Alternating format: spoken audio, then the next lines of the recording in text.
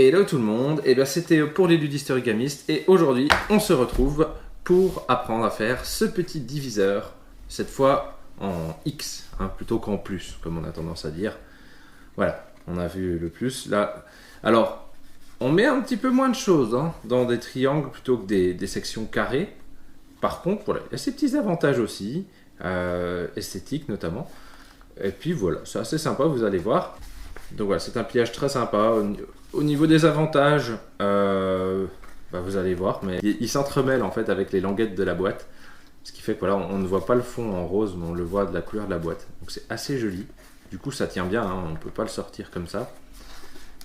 Sans colle. Et puis voilà, c'est sympa, c'est esthétique. Et au niveau des inconvénients, il faut bien avouer qu'on a quand même moins de place dans ces sections triangles pour mettre des éléments que dans des sections carrées. La plupart du temps, ça rentre quand même mieux dans les carrés.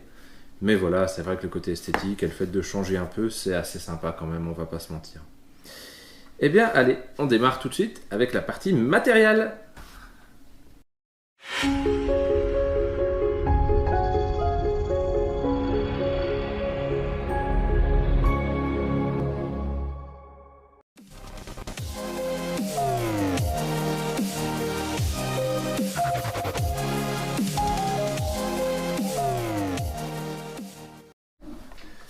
Allez, comme d'habitude, on démarre avec le matériel nécessaire. Un outil de découpe, de quoi écrire, de quoi mesurer. Et évidemment, une feuille de papier. Bon, ça, je pense qu'il n'y a pas besoin de le préciser.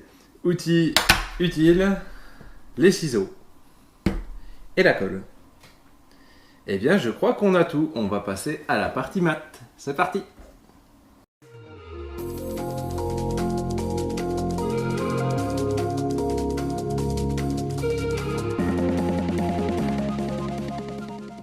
Alors pour la partie maths, ça va être enfantin. Vous allez prendre la même feuille carrée que pour votre boîte Masu, mais vous allez enlever 1 cm de côté. Donc celle-là que j'ai retrouvée je sais plus où pour l'exemple, a priori j'avais utilisé une feuille de 24 cm, donc là je suis parti sur 23 cm. Voilà, il suffit de savoir soustraire 1, c'est merveilleux. Allez, on passe au pliage.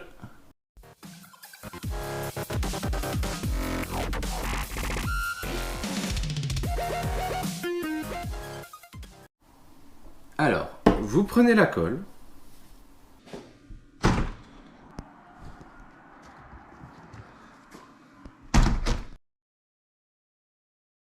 Alors, vous prenez votre feuille et face colorée vers le haut.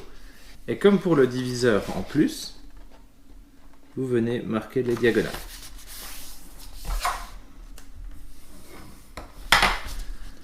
On déplie et on fait la même chose dans l'autre sens.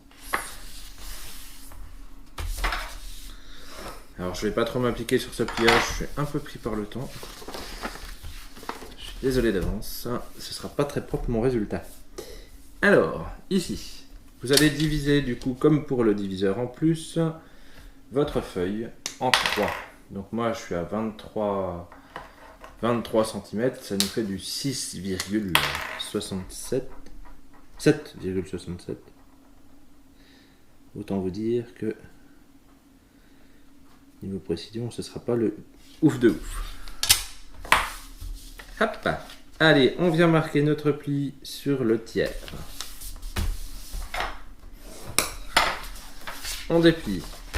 On revient mettre l'autre côté sur le pli qu'on vient de faire.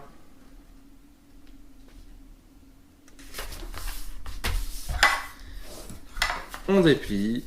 Maintenant, sur le croisement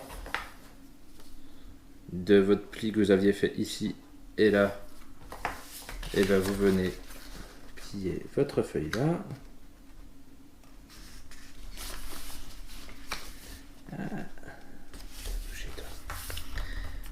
Voilà. Et on fait pareil avec l'autre côté.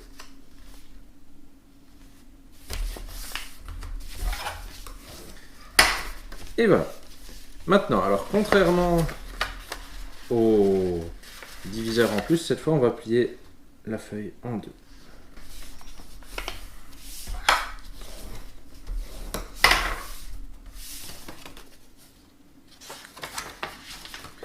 Hop, on fait des deux côtés pareil.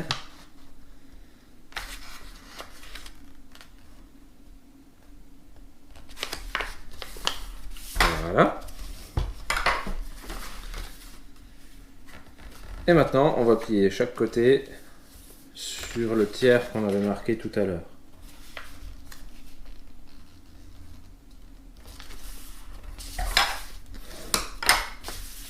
Donc notre feuille va être divisée en 6.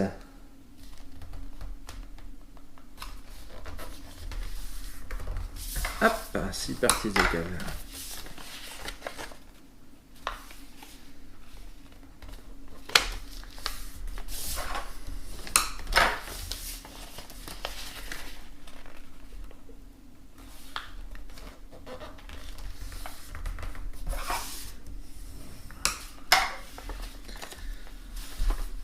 Voilà ce que ça donne. Alors on ne va pas faire le cadre photo comme pour le diviseur en plus, on va juste refaire les petits angles ici. Pour l'instant. En fait on se dirige vers une figure octogonale.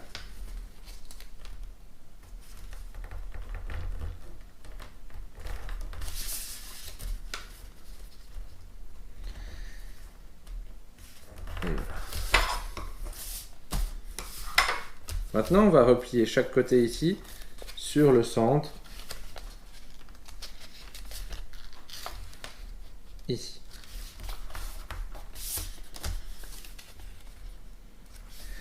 Donc pour vous aligner, vous utilisez la ligne de votre diagonale qui doit correspondre à la diagonale qui est déjà tracée. Pas de problème.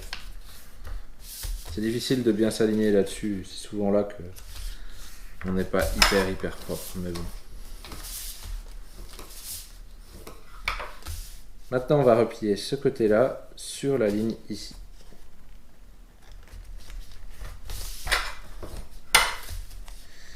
Hop.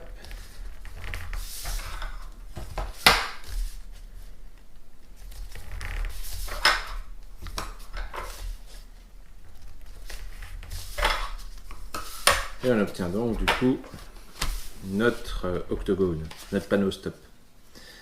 Alors, pour qu'on se comprenne bien, ces 4 petites languettes là, on va appeler ça les côtés hauts, et puis les 4 autres, ce sera les côtés bas. Vous prenez les côtés bas et vous marquez les diagonales comme ça. On les remarque un petit coup. Ensuite, les côtés hauts, en fait, on va en prendre 2 qu'on va enfoncer justement entre ces plis qu'on vient de remarquer. Donc voilà, on est là et on vient comme ça. Ça nous rappelle le petit bateau. Voilà. On vient plier ici et là on va replier les angles comme ceci. Alors là, si vous avez un grammage qui envoie le pâté, ça va être un sacré pli. Mais ça devrait bien se passer.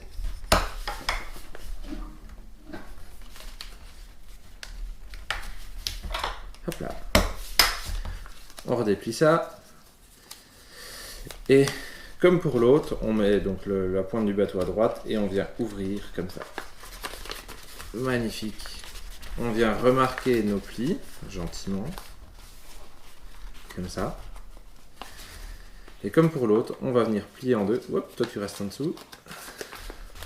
Comme ceci. Et là, ça y est, on a notre diviseur en X qui s'est formé. Comme je vous avais dit, moi j'aime bien revenir gentiment marquer un petit peu mes plis ici. Il ne nous reste plus qu'à l'enfiler dans la boîte. Et c'est là qu'on va voir le moment de vérité. Est-ce que j'ai bien pris les bonnes mesures? Oui. À peu près. Ça rentre à peu près. Comme je vous avais dit, celle-là c'était une très vieille boîte. Alors, on pourrait simplement le mettre comme ça. Et voilà. Mais il a un petit avantage en plus, celui-ci. Et donc, ce serait dommage de ne pas s'amuser à le faire. C'est qu'on peut en fait essayer... Alors, c'est pas facile. On va remonter les 4 petites languettes du fond de notre boîte masu.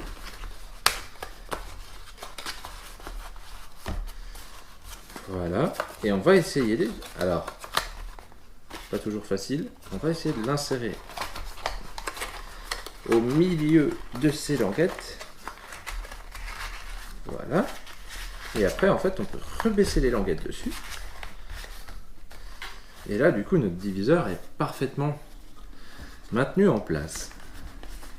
Il faut avouer quand même que c'est plutôt classe. Voilà, voilà pour le diviseur en X.